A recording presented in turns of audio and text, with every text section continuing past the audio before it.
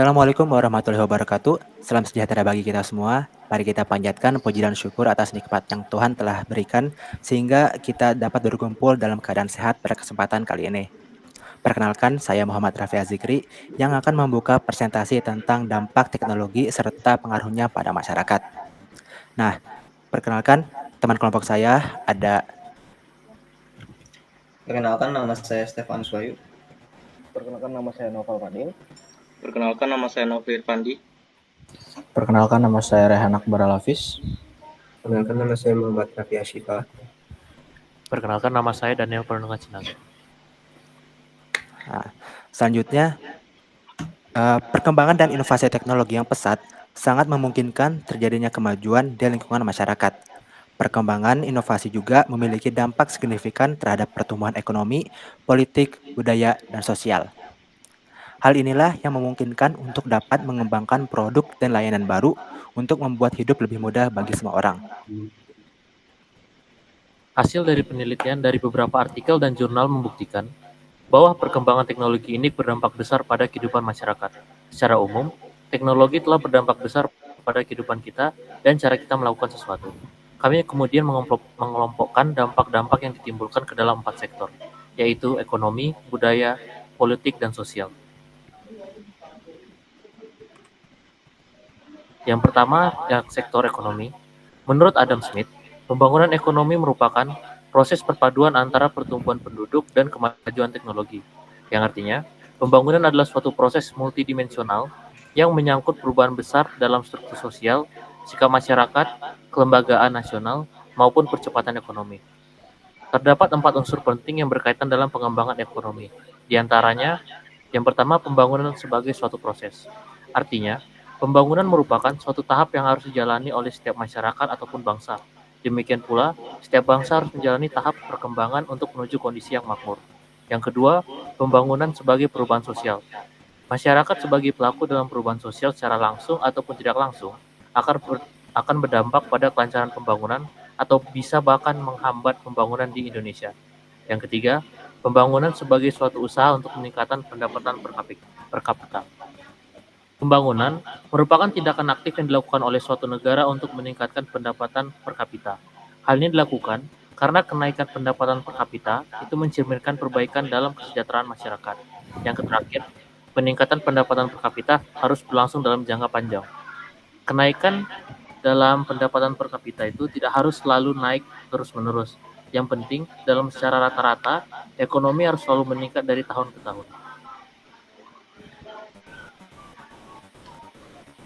Yang selanjutnya ada sektor budaya. Budaya termasuk salah satu bidang yang terpengaruh oleh teknologi digital secara signifikan.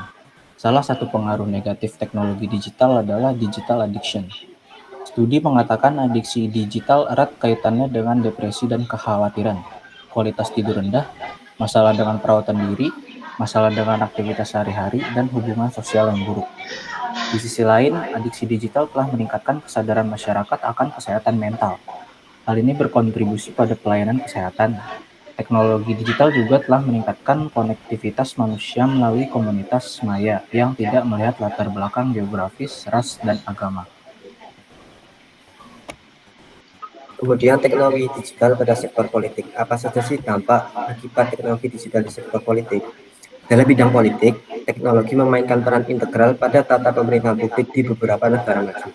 Contohnya di Eropa. Pada Oktober 19 2017, Uni Eropa telah mempromosikan Eropa digital dengan pemerintahan dan sektor publik yang sepenuhnya dibawa ke era digital. Eropa mengintegrasikan pemerintahan mereka dengan AI atau kecerdasan buatan, blockchain, algoritma, dan teknologi enkripsi. Integrasi kecerdasan buatan pada tata pemerintahan mereka diharapkan dapat meningkatkan netralitas dan akurasi dalam pembuatan kebijakan publik, serta membantu masyarakat berinteraksi dengan pemerintah, memudahkan akses layanan publik, dan otomasi pekerjaan secara efektif.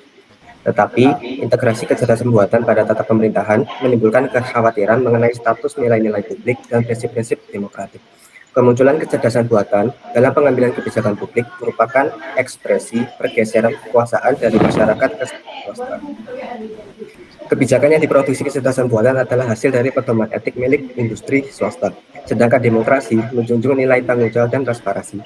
Kompromi di antara masyarakat sebagai pelaku demokrasi yang mementingkan kepentingan publik dengan sektor swasta sebagai pengembang teknologi yang mementingkan keuntungan, menghasilkan ketidakpercayaan akan implementasi kesadaran yang dimanipulasi dan dapat dipertanggungjawabkan. Lalu selanjutnya ada sektor sosial.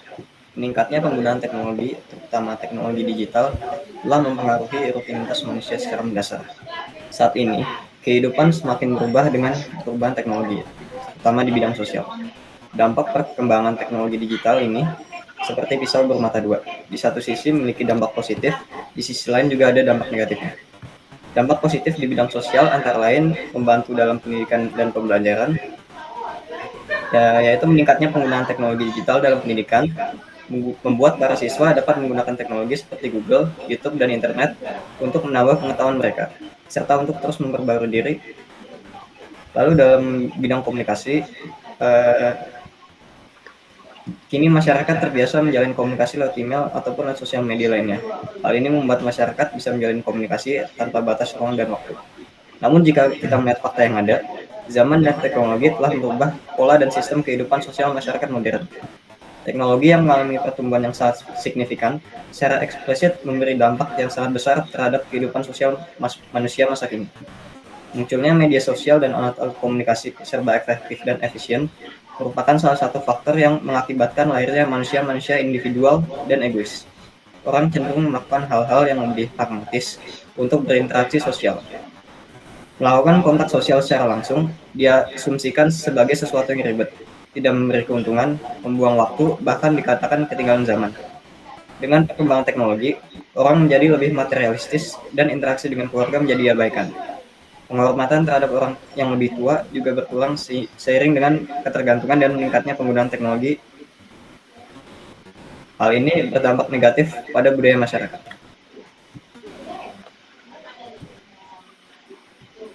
Oke, kemudian untuk kesimpulan yang bisa kita ambil, teknologi ini punya dampak besar pada masyarakat, di mana pengembangan dan inovasinya memungkinkan kita untuk bergerak lebih cepat dari sebelumnya dalam hal kemajuan.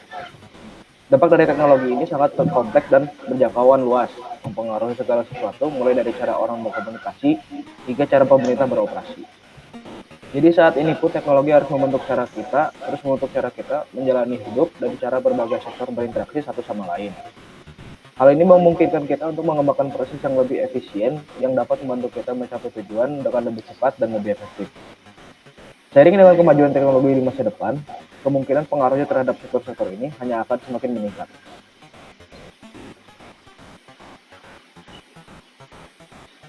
Berikutnya untuk sarannya. Perkembangan teknologi telah berdampak besar pada kehidupan kita dan cara kita melakukan sesuatu. Namun, hal tersebut juga akan menimbulkan potensi adanya masalah baru. Oleh karena itu, penting bagi kita untuk memahami konteks perkembangan teknologi dan inovasi untuk menentukan tujuan yang harus ditetapkan agar teknologi dapat menghasilkan dampak positif bagi kehidupan kita. Demikian dari kelompok kami. Apabila ada kesalahan kata atau perbuatan kata yang kurang mengenakan, mohon dimaafkan. Wabillahi taufiq walhidayah. Wassalamualaikum Wassalamualaikum warahmatullahi wabarakatuh.